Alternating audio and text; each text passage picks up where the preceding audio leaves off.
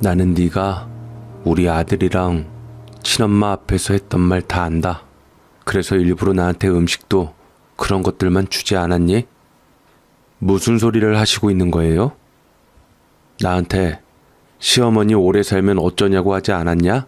병간호하는 거 걱정된다면서 나 먼저 세상 뜨기를 바란 애가 너 아니냐? 사람 잡겠네요, 어머님. 저는 어머님이 어떻게 사시든 상관없어요. 막말로 그이 말 맞다나 요양원에 모시면 그만 아니겠어요? 너 그러는 거 아니다. 너도 친정엄마 모시면서 그러는 거 아니야. 만약 내가 네 친정엄마였대도 그렇게 말할 거야? 기막혀. 지금 어머님을 누구랑 갖다 대요? 우리 엄마는 어머님이랑 급이 다르신 분이에요. 예전에 비해선 힘들긴 하지만 그래도 보험 있고 돈도 있어서 치료받고 자식들한테 부담도 안 주실 거라고요. 저는 자식한테 부담 주기 싫어서 애시당초 애도 안 낳은 사람이에요. 제 애마저 안 낳았는데 제가 왜 어머니 때문에 부담을 느껴야 하는데요? 기가 막히는구나. 그렇게 친정엄마가 돈 있으시면 지금 왜 내 집에서 다 같이 있는 거냐? 너희들이 지금 나한테 부담 주고 있는 거 몰라? 그게 어떻게 어머님 아파트예요? 우리 남편 덕분에 그 아파트 투자하셨다면서 그게 오롯이 어머님 아파트라고 할 수 있는 거예요? 아들이 돈 한 푼 안 보탠 아파트이니 당연히 내 아파트가 맞지. 투자 정보 줬다는 걸로 그걸 아들 것이라고 우긴다는 게 말이 된다고 생각하냐? 기가 막혀 정말. 그러게 자기는 왜 어머님 같은 분한테 투자 정보를 줘서 이 괄시를 당해? 그깟 1억 때문에.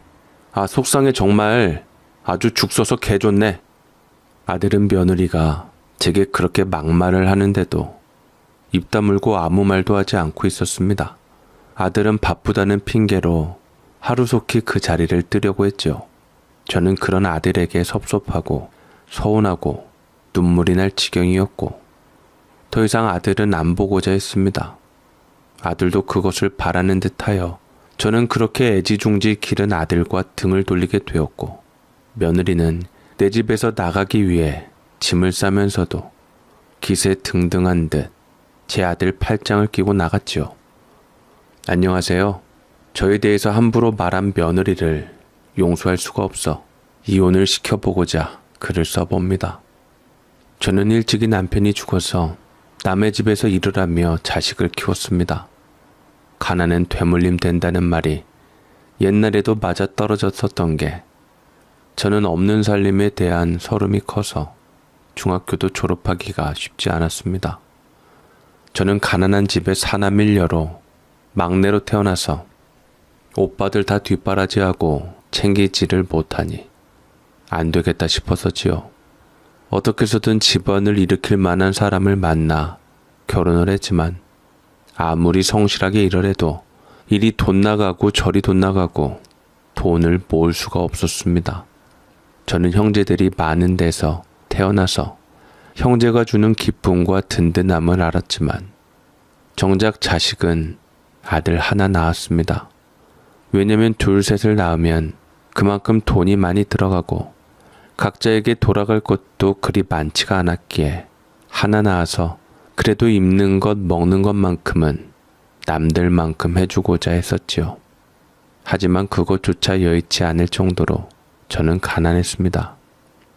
남편이 살아있었을 때 자꾸 사업 욕심을 부려서 제가 모은 돈을 가져가서 사업하고 빚지고 나중에는 저와 아들이 잠든 사이 돈을 몽땅 가져가서 꼭 성공해서 돌아오겠다며 쪽지만 남기고 떠났는데 그것이 마지막으로 제 남편은 두 번 다시 돌아오지 못했고 저는 남편이 남긴 빚을 그대로 떠안아야 해서 힘든 삶을 살아야 했고 아들은 어릴 적부터 스스로를 챙길 수 있게 제가 교육시켰습니다.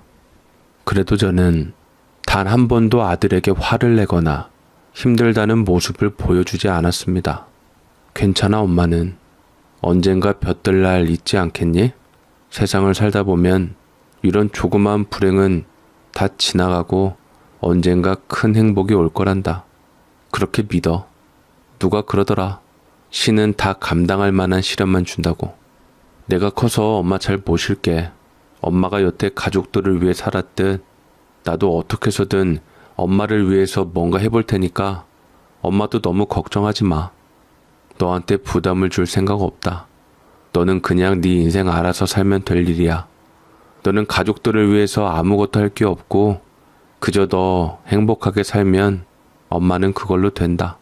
저는 아들을 안아주면서 걱정하지 말라고 환하게 웃고 언젠가 열심히 성실하게 일하면 다 보답받지 않겠냐고 하면서 아들에게 자신감을 찾아주었습니다.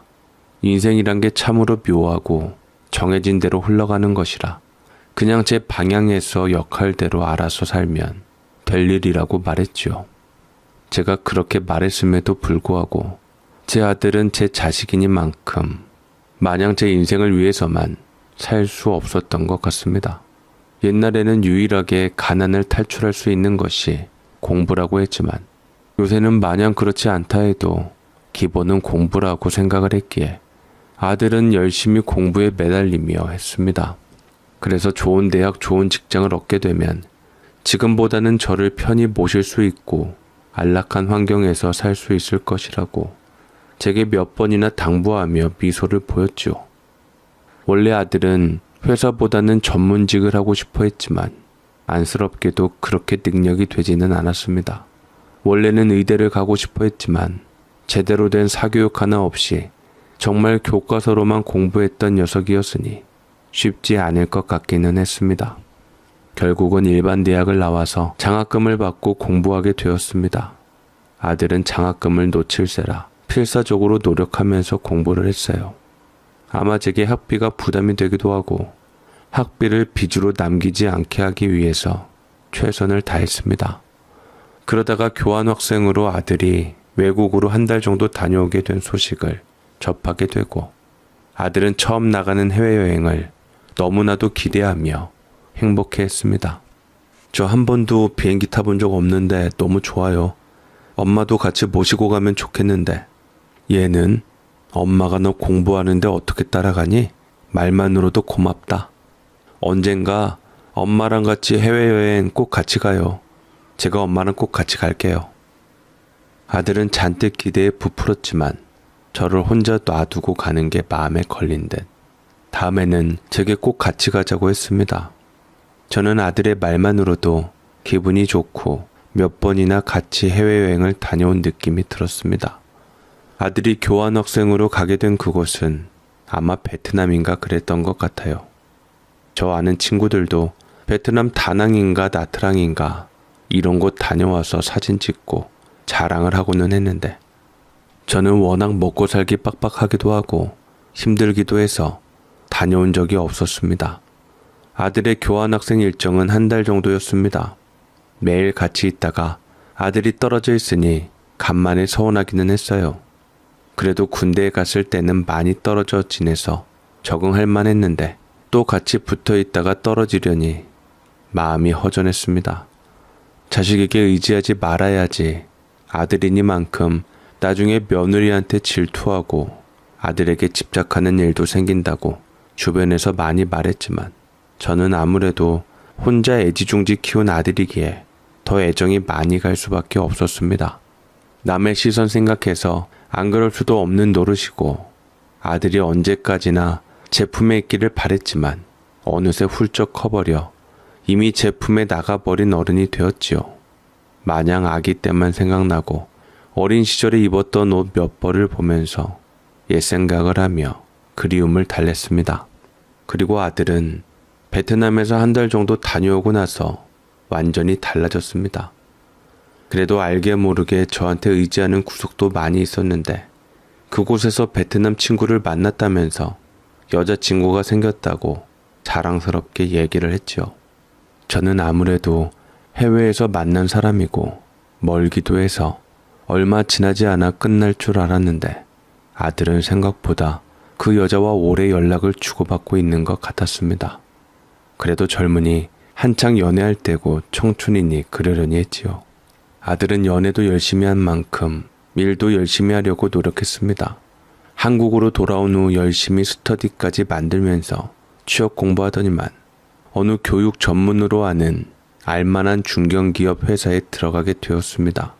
아들은 회사 일을 열심히 하고 성실하게 해서 돈을 차곡차곡 모을 생각을 했지만 언제부터인가 투자에 관심이 생겼더라고요. 교육 전문 회사였지만 아이러니하게도 회사 사람들은 교육에 관한 고민보다는 부동산 투자, 주식 투자하는 얘기가 사담으로 많이 오고 가고 있는 모양이었습니다. 여기 돈 벌었다, 저기 돈 벌었다 말이 많은 가운데 아들은 정작 돈이 없어 섣불리 투자를 못하고 있는 가운데 제게 조심스럽게 말했습니다. 엄마, 혹시 가지고 있는 돈 좀 빌려주시면 안 돼요? 가지고 있는 돈? 얼마나? 그냥 가지고 있는 돈 전부요. 글쎄다, 내가 지금 갖고 있는 돈이 얼마나 되나 모르겠네. 저는 당시에 남의 집에서 애를 돌봐주는 산후도우미를 하고 있었는데 빚을 다 청산하고 악착같이 모은 돈이 1억 정도였습니다. 여기저기 예금 적금 다 합치면 그 정도 되더라고요. 아들이 제게 얘기하기를 어느 곳에 미분양 아파트가 있는데 그곳에 대출을 받고 투자를 하자고 했습니다. 거기 미분양 아파트가 좋대요, 엄마. 지금은 뭘 몰라서 사람들이 안 샀는데 이제 곧 그곳이 뜬다고 하더라고요. 내가 모은 돈이 얼마 안 되는데 그거 가지고 투자가 되겠어? 대출까지 끼면 너무 위험할 것 같은데. 어차피 전세 끼고 하면 괜찮다고 하더라고요. 요새 빚 없이는 살 수 없는 세상이잖아요. 엄마는 그 미분양 집을 사세요. 저는 신도시 청약을 노려보려고요. 아들은 뭔가 제대로 정보를 들은 듯 전략적으로 투자를 하려고 했고 그 후부터 돈을 버는 내내 주식에 투자를 했습니다. 저는 워낙 한 푼 두 푼 모아서 저축하는 것만 알았으니 아들의 위험한 투자가 걱정되었지만 그래도 안정적으로 잘하고 있다며 걱정 말라고 했고 아들의 말처럼 아들이 투자하는 족족 오르기만 하더라고요. 아들 덕분에 저는 가진 돈 1억으로 비싼 신축 아파트를 갖게 되었고 돈도 벌게 되었는데 진짜 우리 아들이 우리 집을 일으켜 주려나 기특하고 좋기만 했습니다. 그러던 찰나 아들에게 선자리가 하나 들어왔습니다. 제가 산후도우미를 하고 있었는데 그 집이 제법 비싼 동네에 사는 부잣집이었습니다. 저를 고용한 30대 산모님이 있었는데 거기 시어머니가 항상 와서 상주에 있었는데 제가 가끔 아들과 통화하는 것을 들었나 봐요. 거기다가 아들이 가끔 저를 데리러 왔는데 그때마다 눈여겨보는 것 같기는 했지만 제 착각이려니 넘어가기는 했었거든요. 그런데 갑자기 산모님 시어머니가 느닷없이 말 한 번 안 걸다가 산후도움이 끝날 때쯤 얘기를 했습니다. 들어보니 아들이 꽤나 효자인 것 같은데 아들 잘 키우셨어요. 저번에 언뜻 보니까 듬직하니 키도 크고 괜찮더라고요. 중견기업 다니는 것 같던데. 네, 맞아요. 원래 애가 공부를 잘해서 의대 들어가고 싶어 했는데 뭐 의대는 아무나 가나요? 열심히 공부해서 중견기업 들어간 것만 해도 대견해요. 내 딸이 하나 있는데 걔는 지금 식품영양학과 나와서 학교에서 일하고 있는데 아주 시집 안 간다 해서 걱정이에요. 근데 성격도 밝고 참 예뻐요. 내 딸이어서가 아니라. 아, 네, 그럴 것 같아요. 사모님께서 워낙 고우셔서. 그래서 말인데 혹시 내 딸이랑 그쪽 아들이랑 선자리 한번 만들어 보면 어떻겠어요? 선자리를요? 아들이 그때 30대를 넘긴 지 얼마 안 되어서 크게 결혼에 연연할 나이는 아니었습니다. 제가 알기로는 거기 신우가 우리 아들보다 4살은 더 많은 걸로 알고 있었거든요. 요새 연상연하 많이 만난다고들 하지만 그래도 저는 웬만큼 고지식한 면이 있어서 아들이 아들보다는 어린 여자 만났으면 했습니다. 그래서 저는 아들이 여자친구가 있다고 말을 했죠. 실제로도 베트남에서 만난 여자를 만나고 있었으니 제 마음대로 다리를 놓을 수 없는 상황인 건 맞았습니다. 그래도 제 두 팔을 잡으며 신신당부하고서 꼭 한번 아들의 의중을 물어달라는데 정말 제 아들이 맘에 있었던지 마지막 산후도우미값 지불이 끝났음에도 제게 보너스로 100만 원이나 더 얹어 주었습니다. 표면상으로는 손주 잘 봐줘서 고맙다는 마음의 표시였지만 그쪽 어머니 입장에서는 제 아들과 연결시켜달라는 말이었죠. 아들 앞에 세우고 돈 받기는 그래서 100만 원을 거절했지만 억지로 막 넣어주는데 난감해서 혼났습니다. 뭐 만난다고 다 이루어지는 것은 아니지만 그래도 아들이 여자친구까지 있는 것을 알고 있는 마당에 물어보기도 뭐했습니다. 집에 오면서 계속 한숨을 쉬고 있으니 아들이 씻고 나와서 제 안색을 보고 묻더라고요. 엄마, 뭐 심란한 일 있으세요? 표정이 왜 그래요? 아니다. 그냥 마음이 답답해서. 무슨 일인데요? 제게 말해주세요. 저는 처음에 아들에게 말을 안 해주려고 했지만 아들은 계속해서 연이어서 제게 무슨 일이냐고 꼬치꼬치 캐물었습니다. 별 수 없이 저는 100만 원을 식탁 위에 내려놓고 솔직하게 말을 했는데 아들은 대수롭지 않게 말을 했습니다. 그게 뭐가 그렇게 어렵다고요? 그깟 선 한번 보라 그러면 되지. 아들에게 그렇게 말씀하시기 어려웠어요? 그게 좀 그렇더구나 내가. 너 여자친구 있는데 다른 여자 만나라 그럼 좀 그렇기도 하고. 사실 저 그 친구하고 저 헤어질 생각하고 있었어요. 왜? 잘 만났었잖아. 그 친구 보러 가끔 베트남도 가고 그 친구가 오기도 했고 언젠가 한번 만나고 있는 베트남 친구라고 제게 소개한 적이 있었는데 참 순박하고 예뻐 보이는 아가씨였습니다. 베트남에서 공부도 열심히 잘해서 대학도 간 친구였고요. 국제 결혼에 관해 선입견이 있었는데 그 친구를 보고 싹 사라졌고 아들과 결혼해도 좋을 것 같다는 생각이 들었습니다만 아들은 전혀 엉뚱한 소리를 내놨습니다. 그 친구가 전부터 계속 결혼 이야기를 꺼냈는데 막상 국제 결혼하려니 저도 좀 불편하고 마음이 좋지를 않더라고요. 아무래도 현실적 제약도 많고요. 거기도 외동딸이라 부모님 생각해서 한국으로 못 오겠다는 입장이고 저도 어머니 여기 계신데 그곳에서 살기 어려운 입장이라서 아들은 제게 그렇게 얘기를 하며 말끝을 흐렸고 제가 말하는 선을 보겠다고 자처했습니다. 그렇게 얘기를 하니 저는 알겠다 했고 산모님 시어머니한테 그 얘기를 전하니 기뻐하면서 자기 딸 연락처를 전해달라 했습니다. 아들은 그 연락처를 받고 그날 밤을 새서 전화통화를 하더니 다음날 그 여자랑 만나서 외박을 한 후 그 다음날에 들어왔습니다. 저는 난생 처음 아들이 외박을 했다 하니 밤새서 걱정이 이만저만이 아니었는데 정작 아들은 훤칠하게 들어와서는 무슨 걱정을 그렇게 하냐고 했습니다. 엄마, 저 그 사람 마음에 들어요. 성격도 좋고 그 사람이랑 만나보고 싶어요.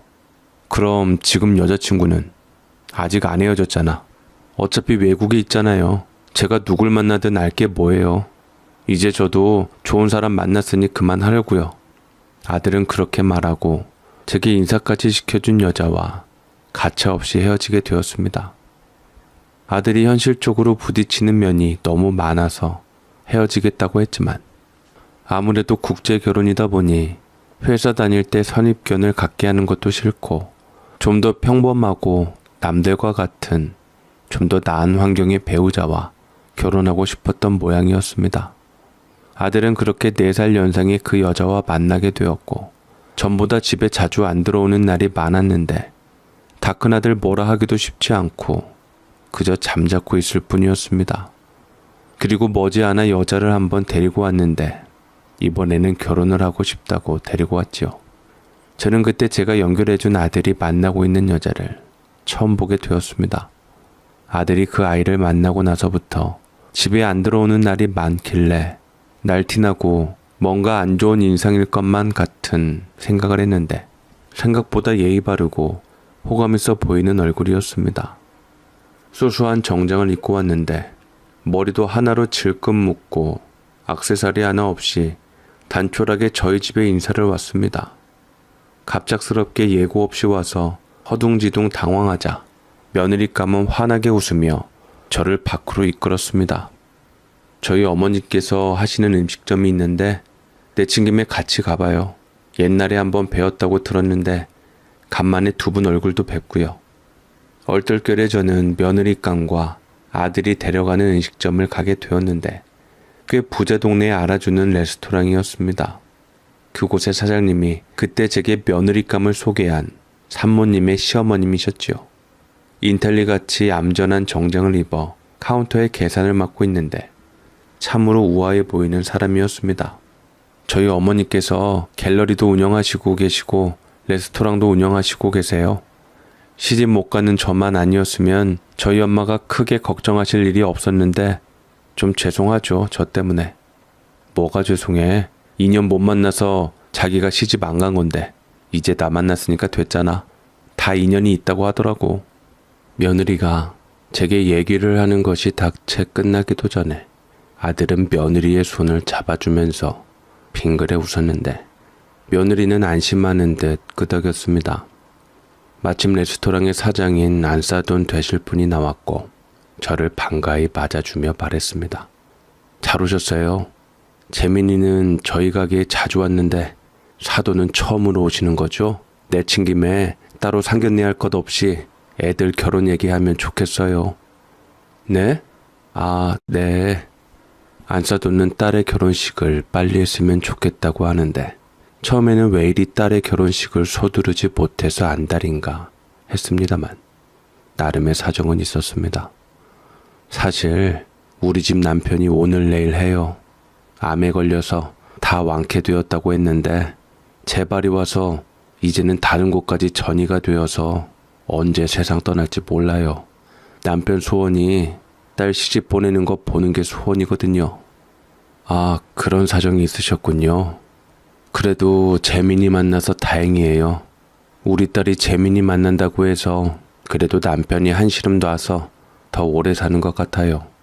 이제 우리 문영이가 시집만 가면 저도 남편도 마음이 놓일 것 같아요. 안사돈은 저와 아들에게 우리 문영이 잘 부탁한다고 눈물까지 글썽이며 손을 잡았고 그날 온갖 처음 먹는 진귀한 음식들로만 채워서 저희 먹을 것에 내놨습니다. 이미 아들은 그 집에 사위처럼 드나들고 있었고 그동안 외박을 하고 집을 안 왔던 것이 다 그 집에서 바깥사돈이랑 같이 있어주고 얘기하느라 안 왔던 것이었더라고요. 괜한 오해로 인해서 아들과 며느리를 선입견의 시선으로 본 것에 대해서 미안하기도 했고 아들이 바라는 대로 좋아하는 사람과 결혼하라고 했습니다. 안사돈은 웬만하면 집을 따로 준비하지 말고 합가를 해서 남편 곁에 있어 달라고 말을 하는데 제 의견보다는 아들의 의견이 워낙 중요하니 아들에게 맡길 수밖에 없었습니다. 저야 좋죠. 어차피 청약도 안 되었고 된다 해도 분양가 올라서 대출 많이 받아도 제 힘으로 준비하기 어려울 거예요. 그냥 처갓집 평수가 넓으니까 그곳에서 살아도 좋을 것 같아요. 불편하진 않겠어? 보리쌀 서말만 있어도 처가살이 안 한다는 말도 있던데. 다 옛말이지요. 저는 상관없어요. 집 부담 안 주셔서 저는 고맙기만 한데요. 이래서 사랑보다는 있는 집하고 결혼을 하는 게 맞나 봐요. 저는 순간 불현듯 아들이 헤어진 베트남 여자가 생각이 났습니다. 아들은 혹시나 돈 때문에 지금 며느리 감하고 결혼하는 거 아닌가 하는 생각이 들었죠. 저는 아들이 그렇게 돈 때문에 인생을 휘둘리는 삶을 살지는 않았으면 했습니다. 기왕이면 다홍치 말하고 사랑하는 여자가 마침 잘 살아서 결혼하는 것은 상관이 없었으나 돈 때문에 사랑을 제쳐두고 결혼하는 것은 아니라고 생각했습니다. 제가 은근히 그런 뜻을 아들에게 밝히니 아들은 재밌다는 듯 웃음을 호탕하게 떨어뜨리면서 엄마는 진짜 소녀 같으시네요. 그렇게 고생하시고도 그런 말씀이 나오세요? 돈이 얼마나 중요한지 엄마도 저 혼자 키우면서 누구보다 잘 아셨을 거잖아요. 라고 말을 하는데 그 말이 참으로 제 귀에 박히기는 했습니다. 아들은 한사코 처갓집에서 살겠다 그리 말을 했고 아들 뜻이 정 그렇다면 어쩔 수 없는 노릇이었습니다. 처음에는 처가가 불편할 것 같아서 아들 덕택에 산 집을 떼어줄까 싶었지만 전세금 마련하기도 다 부담이기도 하고 무엇보다 아들이 저한테 이제 신경 좀 쓰시지 말라고 화를 낼락말락하니 저도 담을 수밖에 없었습니다. 그래도 제가 조금만 여유가 있었어도 좋았을 것을 집을 마련하지 못한 것에 대해서 장가갈 때까지 아들에게 미안함이 들기는 했습니다. 괜히 처갓집 가서 무시당하는 것은 아닐까, 우리 아들 잡지는 않을까 싶어서 아들 결혼식 올리고 처가로 들어갈 때 한동안 전전긍긍하면서 살았습니다. 하지만 그런 거 치고는 아들은 정작 저랑 살 때보다 결혼해서 처갓집에서 사니 얼굴 혈색이 달라져 좋아 보였습니다. 사돈네는 아들 회사에서 그리 멀리 떨어지지 않는 곳에 있었고 집값 비싼 강남에서 60평대 집을 소유하고 있었습니다. 그래서 아들 회사 출근하기에는 참으로 좋았죠. 1시간이나 가까워졌으니 아들은 그것만으로도 마음 편해했습니다. 부잣집이라 잘 챙겨 먹이기도 하겠지만 그래도 출퇴근 시간이 가까워져서 아침에 여유 있게 출근할 수 있다는 것에 행복해했습니다. 며느리네 집 산후도우미로 갔을 때도 집이 애 하나 부부 살기에는 40평대라 크다고 생각을 했었거든요. 돈이 많아서 그렇게 자식들 큰 집 비싼 거 한 채씩 사주고 그것이 참으로 부럽기만 했지만 제 형편으로 어쩔 수 없다는 게 마음이 아팠습니다. 저희 집은 사돈네에서 1시간 정도 떨어진 곳에서 살고 있었는데 아들과 며느리가 가끔 저희 집에 찾아오고는 해서 밥을 먹고 가기는 했어요. 며느리는 저에게도 잘했고 아들에게도 참 잘했습니다. 이번에도 둘이 여행을 다녀왔는데 제게 현지 기념품들을 내밀었습니다. 아기자기한 인형이랑 열쇠고리, 과자, 초콜릿을 한가득 사오며 제게 내밀었죠. 어머님, 이것 좀 드셔보세요. 이게 현지에서 진짜 유명한 초콜릿이랑 과자라는데 저도 정말 맛있게 먹어서 잔뜩 사왔어요. 내가 당뇨랑 고혈압이 있어서 음식 조심을 해서 마음만 받겠다. 니들 가져가서 먹어라. 아니에요. 저희 먹을 것도 많이 사왔어요. 이거 손님 올 때 주셔도 되고 어머님께서 조금씩 드셔도 되세요. 며느리는 그러고서 제게 과자와 초콜릿을 잔뜩 내밀었는데 마음은 고마웠지만 아무래도 몸이 안 좋다 보니 쟁이기도 그랬습니다. 제가 젊은 시절부터 주전부리며 군것질거리며 좋아해서 항상 입에 달고 살다가 치아도 안 좋아지고 당뇨병에 걸려서 고생하고 있었습니다. 당뇨병에 걸리니 고지혈증, 고혈압까지 줄줄이 이어오다 보니 아무래도 먹는 것 때문에 제가 걱정이었습니다. 병원에도 계속 다니고 약을 먹다 보니 여기저기 안 아픈 곳이 없었지만 그래도 생계 때문에 산후도우미를 안 할 수가 없었습니다. 그래도 저는 아기 돌보는 것 자체가 상당히 마음적으로 편안하고 예뻐 보였습니다.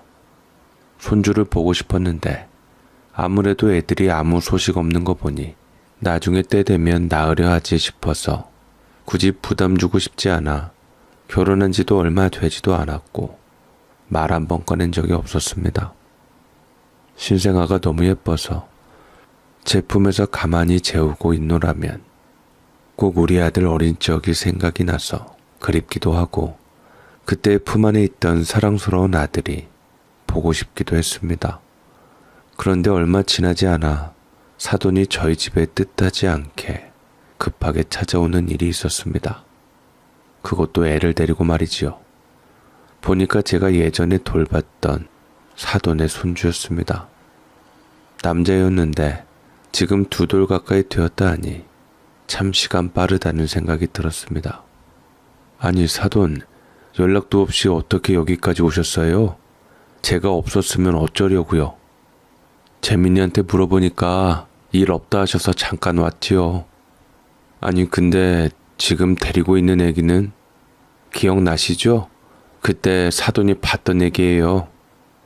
네 알아요. 많이 컸네. 이리 줘보세요. 한번 안아볼게요. 안사돈은 낑낑거리는 것 같길래 제가 눈치껏 아이를 달라 하니 냉큼 주며 겨우 숨을 돌리는 안사돈이었습니다. 저는 예쁘다 하고 애를 안아서 머리를 어루만져 주었는데 보니까 쿰쿰한 냄새가 났습니다. 아무래도 기저귀가 묵직한 것을 보니 실리한 모양이었는데 알고 보니 사돈이 도저히 갈기 힘들다는 이유로 1시간을 운전해서 저에게 데리고 온 것이었죠. 제가 사실은 이런 거 잘 못해요. 워낙 비위가 약해서요. 이제 좀 크니까 더 힘들더라고요. 아니 그렇다고 지금 이 상태로 1시간을 운전해서 오셨어요? 아이고 애 많이 찝찝했을 텐데. 애는 모르죠. 제가 더 찝찝했어요. 출근도 해야 하는데 아들내외가 간만에 여행 간다고 분명히 안 된다고 했는데도 애를 일방적으로 맡기고 갔다니까요. 하여튼 자식 키워봤자 다 소용없어요. 어떻게 나한테 이런 일을 시킬 수가 있어요? 이런 일이라니. 그저 며칠간 애 돌보는 일이었습니다. 저는 지금 하는 일이 산후 도우미이고 애 돌보는 일이 중점적으로 하는 일이었는데 제 앞에서 그런 말은 분명 신뢰되는 말이었지만 안사도는 거침이 없었습니다. 제가 사실은 이대를 나왔거든요. 공부랑 회사 경영만 했지 이런 험한 일은 해본 적이 없어요. 그런데 제가 애 돌보는 일을 어떻게 하겠어요? 대단하시네요. 그 시절에 좋은 대학 가는 사람들 드물잖아요. 하지만 남의 아이도 아니고 손주인걸요? 저는 손주 있는 걸로도 참 행복일 것 같아요. 손주라면 제가 몸이 부서져도 볼 수 있을 것 같아요. 그러자 안사도는 찔끔하며 잠시 아무 말이 없었습니다. 제가 아들 하나밖에 없었으니 손주를 바란다면 자기 딸이 낳아야 할 텐데 며느리는 임신 소식도 없었고 딱히 낳을 것 같지도 않고 일만 했으니 더 그랬던 것이었죠. 저는 일부러 그런 말을 하는 것은 아니었고 그저 손주가 보고 싶다는 생각에 저도 모르게 그런 말이 나와서 순간 안사돈의 굳어진 표정을 보고 아차 싶기는 했습니다. 제가 말실수를 한 건지 안사돈은 내내 말이 없었고 저는 제 집에서 안사돈의 눈치를 보면서 애를 씻기고 기저귀를 갈고서 아이를 내어주었습니다. 그러자 안사돈은 한숨을 푹 쉬고는 저를 유감스럽게 바라보더니 다시 아이를 제게 맡겼습니다. 미안한데 사돈이 우리 손주 좀 며칠 좀 맡아주세요. 어차피 쉬고 있다고 하니까 저는 아무래도 레스토랑 일도 있고 못 볼 것 같아서요. 남도 아니고 손주 한번 본 경험이 있으니까 다른 데 맡기기도 그렇고 잘 봐주실 거라고 생각해요. 그렇긴 하지만 손주 보고 싶다고 하셨으니 피자 잘 되었지요. 우리가 다 같이 한 가족인데 제 손주가 안 사둔 손주 아니겠어요? 잘 좀 부탁할게요. 네, 아들 내외가 언제 온다고 했지요? 일단은 걔네가 유럽으로 가서 2주 정도 간 것 같은데 하루 이틀은 더 늦어질 수도 있다고 하더라고요. 그런 줄 알고 부탁 좀 할게요. 안사도는 그렇게 말을 한 후 훅 가버렸고 저는 얼떨결에 엄연히 따지면 사돈 총각 내 아기를 떠안게 되었습니다. 이미 한번 신생아 때 봐준 아이라 제게는 정감이 있었지만 어쩐지 아이가 여기 치이고 저기 치이는 것 같아서 마음이 안 좋았습니다. 그나저나 다짜고짜 아이만 맡기고 가니 저는 아이 정보를 위해서 먹는 것에 뭐 알러지 반응이 있는지 사돈에게 전화를 걸어보았지만 행여나 자기한테 다시 맡길까봐 그래서였던지 겁나서 전혀 받지를 않았습니다. 문자로에 뭐 알러지 있는 음식 피해 먹이고 싶으니 뭐 있냐고 했지만 그것조차 받지를 않았습니다. 난감했습니다. 괜히 애한테 음식 잘못 먹였다가는 난리가 날 것 같았기에 최대한 알러지 유발 음식은 먹이지 않았습니다. 예를 들어 땅콩이나 새우나 계란이나 이런 것을 피해서 살살 반응 봐가면서 주었죠. 아이가 적응될 때까지 시간이 걸리기는 했지만 그래도 금방 제품을 기억하고 아이는 적응하며 잘 놀았습니다. 그나마 안심이 되었지요. 혼자 살기 적적했는데 그래도 예쁜 아기가 있다는 것만으로도 제 외로움을 덜어주었고 웃는 일도 많았지만 솔직히 힘든 일도 많았습니다. 잠도 푹 숙면을 취할 수도 없었고 어딜 가든 아이와 함께 가야 했으니 쉽지 않았지요. 심지어 그 사이에 일이 들어왔는데도 아이를 돌보고 있으니 돈을 벌지를 못해서 빨리 열흘이 오기만을 기다렸습니다. 하지만 열흘이 지나도 정작 아이를 데려갈 생각을 하지를 않았습니다. 안사돈하고는 연락이 되지를 않고 안사돈이 운영하는 레스토랑까지도 애 데리고 가기에는 짐까지 벅차서 저는 며느리에게 전화를 걸었습니다. 며느리가 다행히 전화를 받았습니다. 아가, 네 조카 우리 집에 있는데 어머님께서 연락이 안 되시는구나. 혹시 사돈총각은 유럽에서 돌아왔니? 제 동생이요? 잘 모르겠는데요.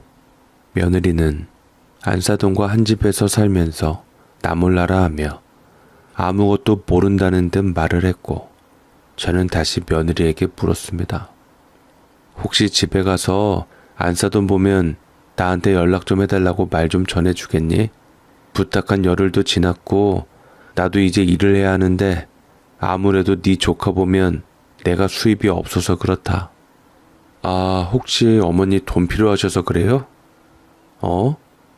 돈도 필요하고 병원도 가고 내 생활도 가져야 하는데 일단 네 조카가 있으니까 내가 아무것도 못하고 있으니.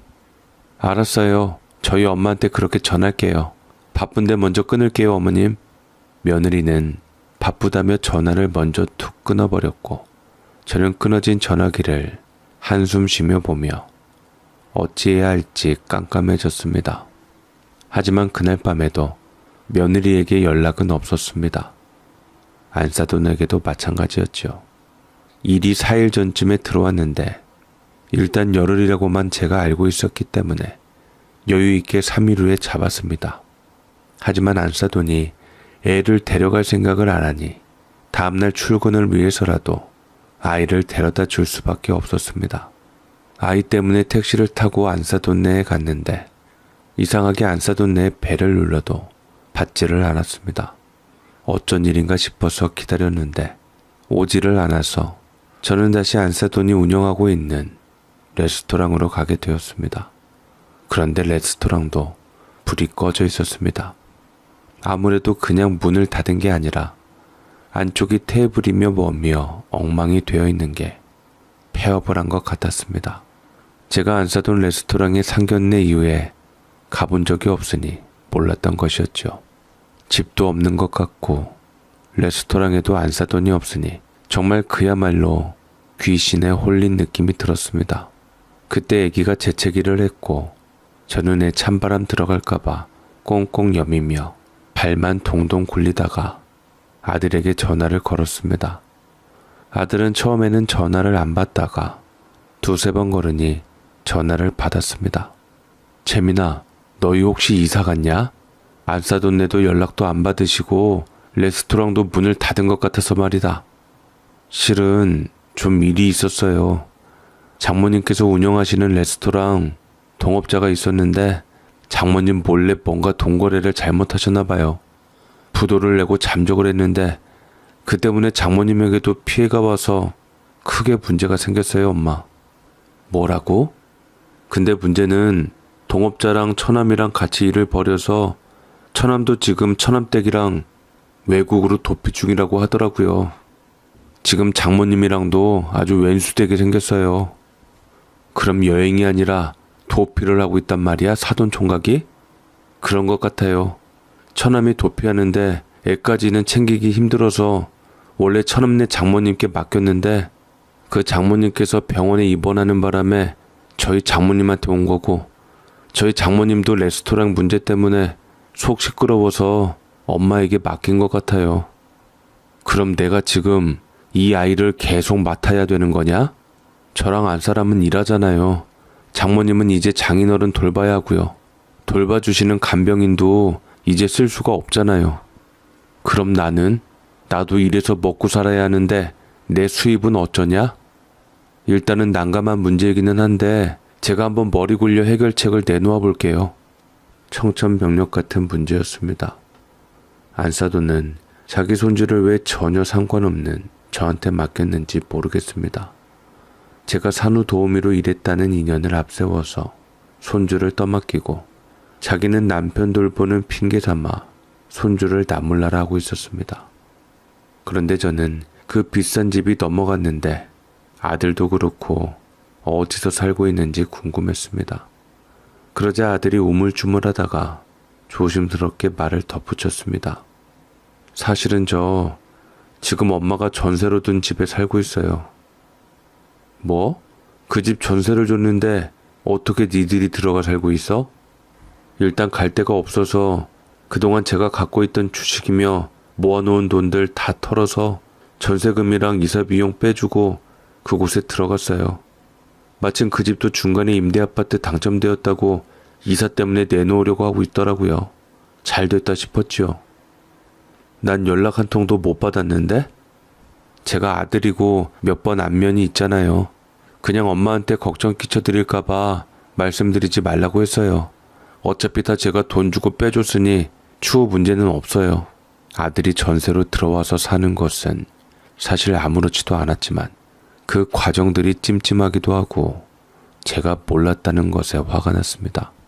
제가 1억 주고 전세금으로 4억에 산 그 아파트는 많이 올라서 지금 9억까지 치솟아 있었어요. 전세금도 2억이나 더 올랐는데 아들은 전세금을 빼주었으니 그 가격에 살고 있었고 자기 집인 것처럼 굴었습니다. 수입이 없어서 제가 예금 이자라도 더 받을 겸 이번에 계약이 끝나면 시세대로 2억 전세를 올려서 내놓을 생각이었는데 아들이 차지해버렸으니 답답했습니다. 그러면 제게 사전에 얘기라도 먼저 해주던가 처갓집과 한통속이 되어서 제 물건을 자기 물건인 양 굴고 멋대로 했던 게 너무나도 화가 났습니다. 더욱이 남의 애나 다름없는 애기까지 떠맡게 되었으니 대체 어쩌란 건지 모르겠습니다.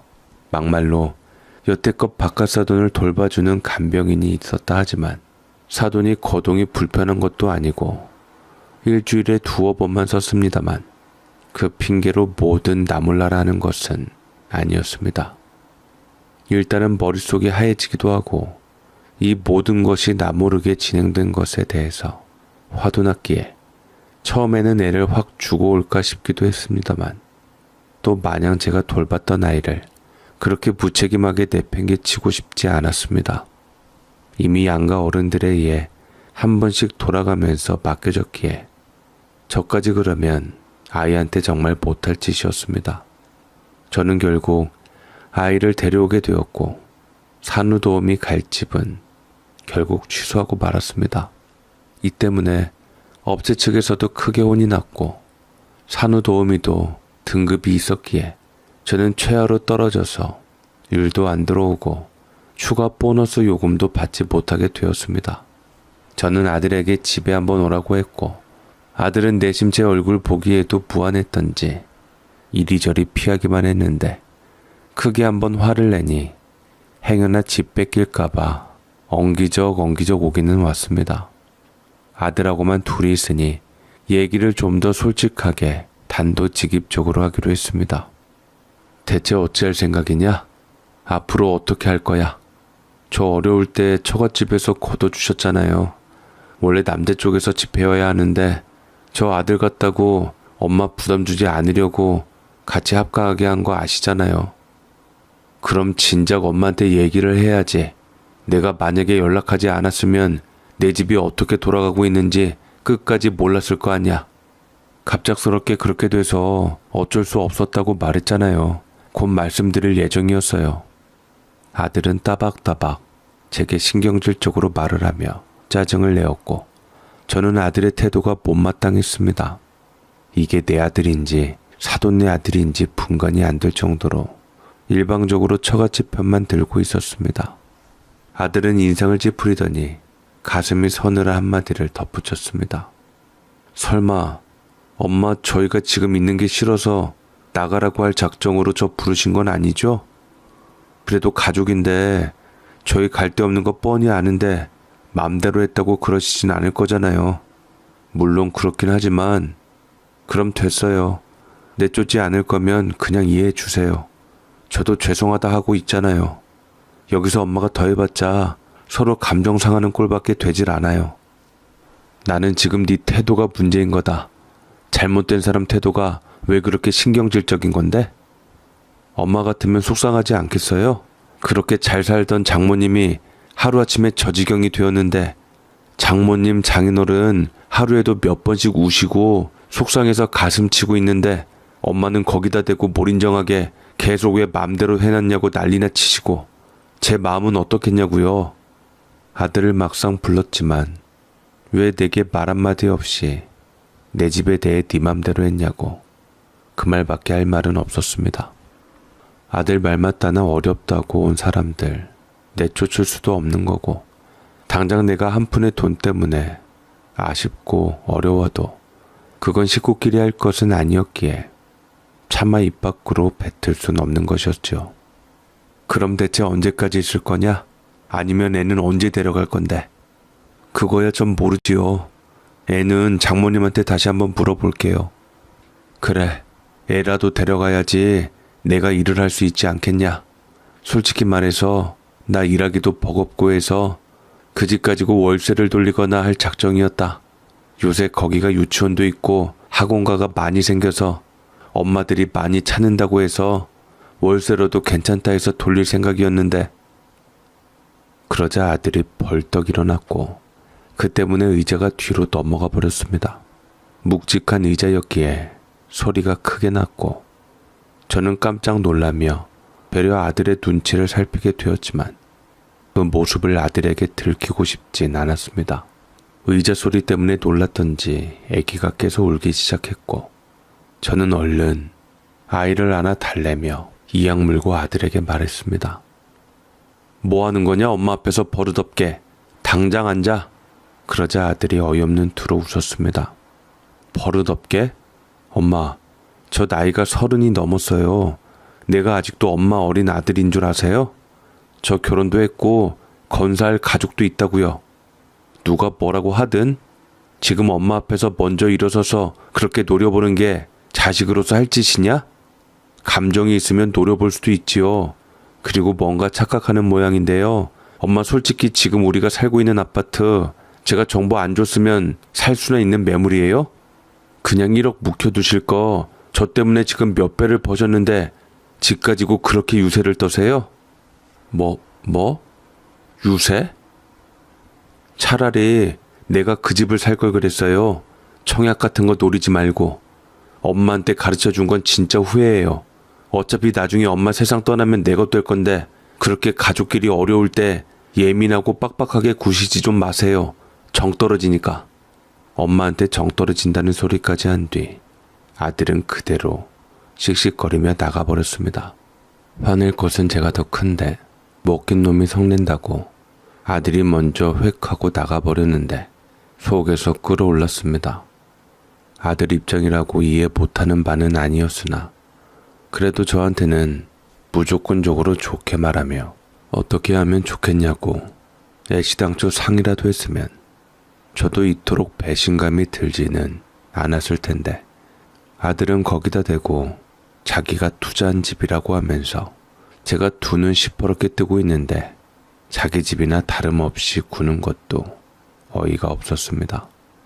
맘 같아서는 내치고 싶었지만 일단은 꾹 눌러 참았습니다.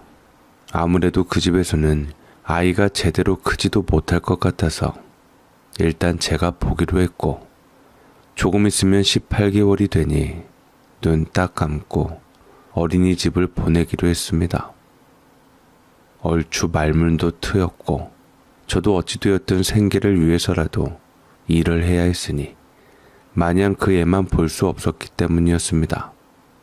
하지만 제가 친부모가 아닌지라 애를 어린이집에 맡겨야 하는 것도 상당히 까다로운 절차였습니다. 일단 사돈에게 연락을 해서 행정기관에 가서 여차저차 법정 대리인으로 지정해달라 해서 간신히 대리인으로 인정받아 아이를 어린이집에 맡겨서 제 생계를 유지할 수 있었습니다. 그런데 이게 다 누구 때문에 벌어진 일인데 안사돈은 그거 가지고 그렇게 생색을 내었습니다. 제가 법정 대리인으로 지정해주는 건 사돈이 하도 사정을 하니까 봐주는 거예요. 이것 때문에 내게 귀찮은 일이 생기지 않게 했으면 좋겠어요. 아니 사돈, 그게 무슨 말씀이세요? 사돈 손자 아닙니까? 내 손자이기는 하지만 그것 때문에 내 생활을 방해받고 싶진 않습니다. 거기다 제 뒤통수를 친 자식의 자식이라고 생각하니 아주 미워서 보기도 싫어요. 애가 뭔 잘못이 있습니까? 사돈 총각 잘못은 사돈 총각 잘못이고 애는 애 아닙니까? 그러니까 그리 마음 넉넉한 사돈이 애 돌보면 되는 것 아닙니까? 나는 지금 아들이랑 절연할 생각까지 하고 있습니다. 절연하면 걔도 내 손자 아닌 거 아닙니까? 참 야박하시네요, 정말. 어떻게 핏줄을 앞에 두고 그런 말씀하십니까? 천벌 받으십니다. 죄 안 지었어도 천벌 받아서 자식한테 뒤통수 맞았습니다. 사돈도 조심하십시오. 재민이 하는 거 보면 사돈도 안심할 거 아닙니다. 안사돈은 묘한 말로 저의 심기를 거스르더니 가만히 있던 제 아들까지 끌어당겨 이간질을 시켜놓았습니다. 참으로 심보가 고약했습니다. 저는 어찌되었든 가엾은 애를 어린이집에 맡기며 제 생계도 유지하면서 열심히 돌보았습니다. 신생아 때 제가 돌봤던 애라 그런지 몰라도 더 정이 갔고 아들 보는 것 같아서 안쓰러웠습니다. 만약에 안사돈마저 모른 척 했는데 부모마저 이 아이를 버리면 어떻게 되나 저는 마음이 안 좋았습니다. 그러면 어떻게 해야 하나? 내가 키워야 하나? 말도 안 되는 얘기인 것은 알았지만 그렇다고 어디다 갖다 주기에는 아이가 나를 보며 엄마라고 웃는 얼굴이 너무 예뻤습니다. 그러다가 아들이 잠자코 있다가 며느리와 함께 저희 집으로 찾아왔습니다.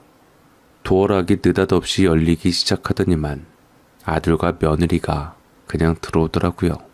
연락 없이 오면 자기네들은 난리를 칠 거면서 우리 집은 그렇게 연락도 없이 자기 집 마냥 막 들어오는 것이 거슬렸습니다. 연락도 없이 웬일이냐? 나는 연락 없이 오면 안 된다면서 너는 네 집 드나들듯 연락 없이 와도 되냐? 저도 모르게 아들에게 곱게 말이 나오지 않았습니다. 아들은 한숨을 쉬며 며느리 손을 잡고 소파에 앉았습니다. 단도직입적으로 얘기할게요. 엄마 집 제 명의로 해주세요.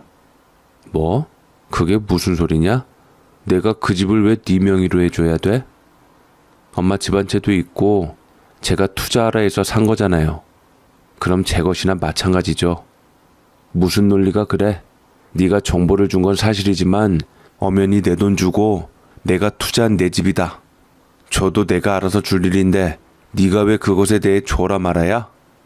그럼 1억 드릴게요. 됐죠? 더 이상 말 길게 하지 마세요. 저는 1억 준다며 그 집 명의를 달라는 아들의 말에 참으로 기가 찰 노릇이었습니다. 문득 안사돈이 아들에게 뒤통수 맞을 수도 있다는 말도 절로 떠오르기도 했습니다. 나는 1억도 필요 없고 그냥 그 집 내가 알아서 하고 싶구나. 너야말로 그 집에서 조만간 빨리 이사 가주면 좋겠다. 참, 남보다 더 무섭네요. 엄마가 언제부터 그렇게 재산에 욕심을 냈어요? 이래서 장모님이 엄마 너무 믿지 말라고 했나 봐요. 네 장모님이 아들에게 한번 뒤통수 맞으니 이제 엄한 모자 사이까지 갈라놓으려고 하나 보구나. 아들 싫다고 핏줄인 죄 없는 손주도 나 몰라라 한 사람 말을 들어? 보통 엄마라면 이렇게 재산 가지고 욕심 안 부려요. 진작 아들에게 줬지. 결혼할 때 엄마 해준 것도 하나 없으면서 가장 어려울 때 주면 제가 은혜 알고 알아서 갚았을 텐데 정말 실망스러워요, 엄마한테. 아들은 아직도 모르고 있었습니다. 제가 진짜로 돈 욕심 때문에 아들에게 집을 안 주고 있는 것이 아니라는 것을 말입니다. 물론 전세도 받고 월세도 받아 몸이 안 좋아 노후자금으로 연금에 보태어 쓰려고는 했지만 아들이 정작 어려운데 어느 부모가 뭐든 안 내어주겠습니까?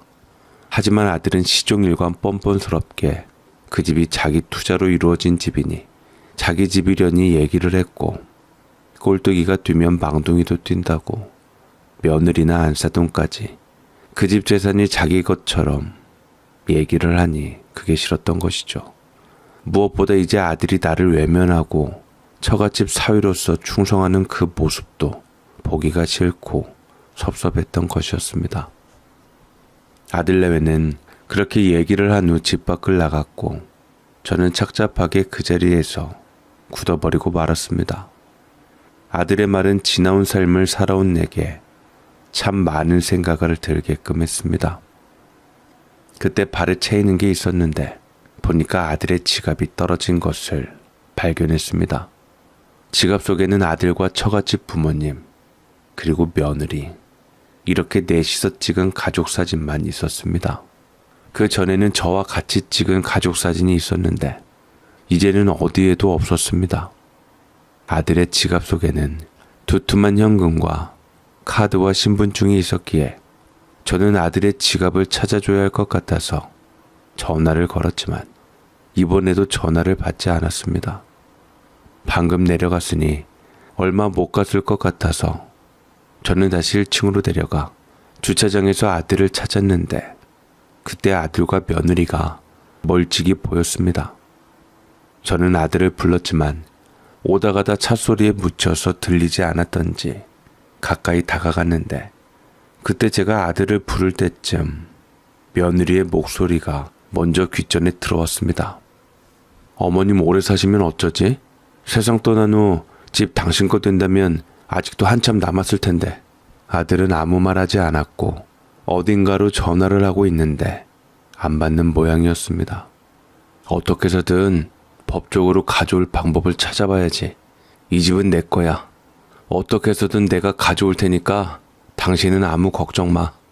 우리 엄마 아빠가 당신을 친아들 이상으로 생각한 거 잘 알지? 당신이 있어서 그래도 우리 아빠 사위 보고 아직까지 생명줄 붙들고 있는 거야. 원래 전이 되어서 이미 이 세상 사람 아닐 텐데 의사가 기적이라고 했잖아. 장인어른께서 내가 못 받은 아버지 사랑 아낌없이 주셨는데 내가 더 돌봐드려야지. 늘 처갓집 부모님한테 감사하게 여기고 있어. 처남도 어떻게 해서든 내가 잡아서 법적으로 해결 볼 테니까 당신은 나만 믿어. 우리 집은 정말 당신 없었으면 어쩔 뻔했어. 당신이 우리 집을 살렸어. 어떻게 해서든 어머님께 그 집 가져와서 당신 명의로 해놔. 그때 우리 아기도 갖자. 며느리는 아들에게 집을 가져오라고 부추겼고 아들은 끄덕이며 전화를 끊고 며느리의 손을 잡고 차로 들어갔습니다. 참으로 금슬 좋은 부부였지만 제게는 참 나쁜 아들 며느리였습니다.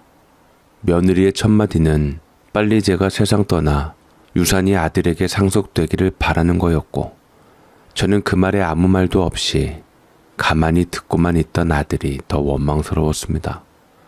결국 지갑은 전해주지 못해서 알아서 찾아가라고 우체통에 넣어버렸습니다.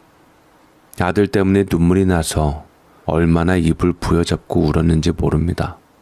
그럴 때 제 곁에 있어준 건 작은 아이였고 제가 우는 게 싫었던지 한미한미 하면서 다가와 안아주었는데 참으로 고마웠습니다. 하지만 이 어린애에게도 정을 주는 것이 무서웠으니 아들은 제게 사람을 못 믿게 만들었고 저는 더 이상 아들을 제 집에 있게 하고 싶지 않았네요. 더 이상 참을 수가 없다는 표현이 맞을 겁니다. 그래서 아들 내외와 사돈 내외를 내쫓기 위해서 내용 증명을 보내었고 법적으로 강제 퇴거 요청을 했습니다. 그래도 말을 듣지 않자 모든 것을 감수하고 비밀번호를 부셔버리고 들어가니 꼼짝없이 하루아침에 쫓겨나야 할 사돈들과 아들 며느리는 뒤늦게서야 발등에 불이 떨어졌던지 제 앞에 와서 설설 기기 시작하는데 안사돈이 먼저 내쫓겠다고 하니 제게 매달리더라고요. 사돈, 그간 저 때문에 뭔가 맘 상하셨다면 미안한데 그렇다고 자식을 내쫓는 것은 아니지요. 가뜩이나 날씨도 추워지고 있는데 여기서 쫓겨나면 우리 식구 다 어딜 갑니까? 그걸 왜 제게 말합니까? 이대 나오신 똑똑한 안사돈이 해결을 볼 일이시지요. 저는 무식하고 배운 것 없어서 그런 건 모릅니다. 아이 참, 정말 이러시깁니까? 뭐에 섭섭했는지 모르겠는데 저희 그냥 살게 두십시오. 아참, 혹시 애 때문이라면 데려오세요. 제가 잘 키워드리겠습니다. 이보세요 사돈, 그 아이 사돈 손자입니다. 제 아이 마냥 제게 뭘 잘 키워드리겠다고 하는 겁니까? 그 아이 불쌍해서 사돈에게는 못 줍니다. 그냥 대개 딸 사위랑 다 같이 나가십시오. 전세금 다른 데 갈 때 충분한데 뭘 갈 곳이 없습니까? 여기 붙어있는 이유 제가 모를 줄 아십니까? 이 집이 그렇게 탐이 나셨어요? 우리 엄마한테 뭐라 그러지 마세요. 어머님 정말 너무하시는 거 아니에요? 너무해? 시엄마 오래 살면 어떡하냐고 걱정하던 네가 나한테 너무하다고 하는 거냐? 내 아파트에서 당장 나가고 다신 보지 말자꾸나. 3억 가지고 나가라. 이게 어떻게 어머님 아파트예요? 우리 남편 덕분에 그 아파트 투자하셨다면서 그게 오롯이 어머님 아파트라고 할 수 있는 거예요? 아들이 돈 한 푼 안 보탠 아파트이니 당연히 내 아파트가 맞지. 투자 정보 줬다는 걸로 그걸 아들 것이라고 우긴다는 게 말이 된다고 생각하냐? 기가 막혀 정말. 그러게 자기는 왜 어머님 같은 분한테 투자 정보를 줘서 이괄시를 당해? 그깟 1억 때문에. 아 속상해 정말. 아주 죽 써서 개 좋네. 제 식구들 건드리면 저 정말 가만 안 있어요. 강제 퇴거라니 아들한테 엄마가 할 행동이에요? 네 식구들 건드릴 생각 없고 나는 내 집만 찾으면 되니 그냥 곱게 나가주면 된다. 너도 이제 내 아들 아니다. 평생 처가댁 사위로 충성하며 잘 살려무나. 온 식구들 다 들고 일어나 제게 한 소리로 못 나가겠다 외쳤으니 저는 그저 법대로 할 뿐이었고 결국은 아들이 뭐라든 제게 3억을 받고 결국 나갈 수밖에 없었습니다. 이렇게까지 나오니 더 이상 제 집을 차지하려는 욕심은 다 물거품이 되어버렸던 것이죠. 사람이 좋게 나오니 어떻게 해서든 주저앉으려고 했지만 제가 자존심 상하게 3억을 던져버리니 그거 받고 순순히 나갈 수밖에 없었습니다. 지긋지긋한 사람들이 나가니 그제서야 두 발 뻗고 살 수가 있겠더라고요. 아들이 마음에 걸리기는 했지만 저한테 등 돌린 자식, 저도 더 이상 보고 싶지 않았습니다. 언제든 용서를 빌면 도와주고 받아줄 생각은 있었으나 지금 상태로는 아들은 남남보다 더 못한 존재였죠. 저는 덕분에 겨우 제 집을 지킬 수 있었고 전세금을 올려받아 대출을 갚은 후 나머지는 통장에 예치해놓고 예금 이자로 살게 되었습니다. 이제 제가 부양할 아이가 생겼으니 더 열심히 일해서 아이 부모가 올 때까지 제 손으로 키우고자 했지요. 비록 아들에게 뒤통수 맞았지만 어쨌든 제게 돌고 돌아온 아직 어린아이를 저를 배신한 아들과 같은 취급을 하며 정을 주지 못하고 키우는 것도 못할 짓 같았습니다. 그렇게 하루하루 열심히 돌보고 키웠는데 그 후 아이가 3돌이 좀 넘었을 때 제가 처음 인연을 맺은 안사돈의 며느리이자 산모님, 아이 엄마가 저를 찾아왔습니다. 아이가 얼마나 보고 싶었던지 만나자마자 안고 아이의 안위를 살핀 뒤 펑펑 눈물을 흘리는데 엄마가 낯선 아이는 자꾸만 제게로 오려고 했지만 아이 엄마는 아이를 놔주지 않았습니다. 죄송합니다. 제가 좀 더 일찍 왔어야 했는데 여러 가지 법적인 문제가 얽혀서 남편하고 이혼하고서야 겨우 아이를 찾으러 올 수가 있었어요. 시어머님이 제 아이를 돌봐주시지 않을 줄 알고 있었어요. 제 아이를 모른 척하지 않고 돌봐주셔서 고맙습니다 정말. 아니에요. 저야말로 고맙죠. 아이 찾으러 와주셔서요. 제가 늙음막직하게 아이 엄마가 될 뻔했는데 친엄마를 만나서 다행이에요. 아무리 제가 아낀다 한들 친엄마 사랑만 하겠어요. 제가 이 은혜는 평생 갚을게요. 부족하지만 제가 능력껏 아이를 봐주신 사례드리고 싶습니다. 아이 엄마는 뒤늦게나마 제게 명품 가방을 하나 주고 갔는데 저는 차마 받을 수가 없었습니다만 아이 엄마는 일방적으로 그것을 제게 두고 갔습니다. 보니까 당장 돈이 없다고 명품 가방 속 보니까 금부치들이 가득 있었는데 아이 엄마가 가진 것을 다 털어서 제게 고마움을 표시하려고 하는 노력이 보여서 눈물이 나 문갑 깊숙하게 넣어두었지요. 그 이후로 아이 엄마는 아이를 데리고 미국으로 간다 했고 저는 아이의 앞날을 응원하며 기다릴 수밖에 없었습니다.